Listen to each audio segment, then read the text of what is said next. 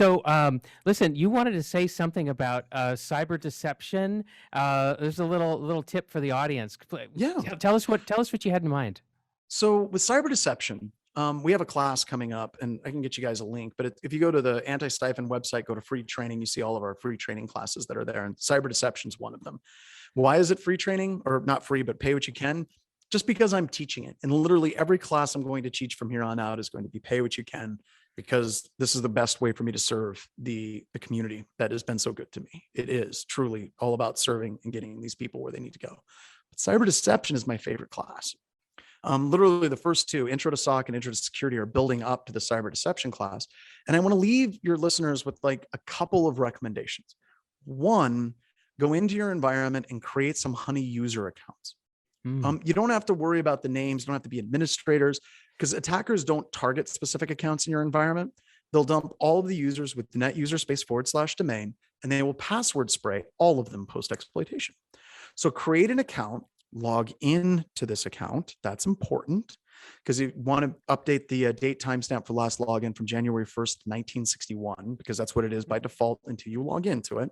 You want to make sure it's an actual active account. Don't deactivate it, because there's tools will skip right over it. Give it a really long password, set its logon hours to 0, so it's active, but it's impossible to interact with. And then create a rule in your SIM that if anybody tries to authenticate as that account, it locks that workstation out.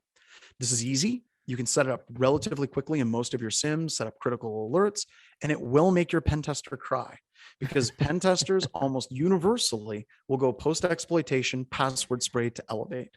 You can also do this with service accounts. Create a fake service account that's curb roastable, give it a long password, and set up an alert if somebody tries to authenticate to that service account. Same thing. And finally, I want you to check out a website called canarytokens.org. This is by a good friend of mine, Haroon.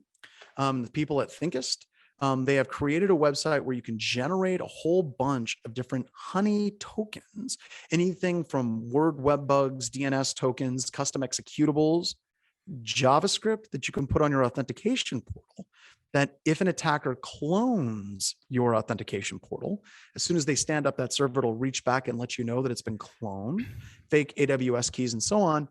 Look at some of these things here. They're easy. They're really simple to use, highly effective. And the third thing I want you to do is, the next time you have a pen test and the attacker fumbles over these things, I want you to collect their tears and make wine, because pen testers' tears make the best wine.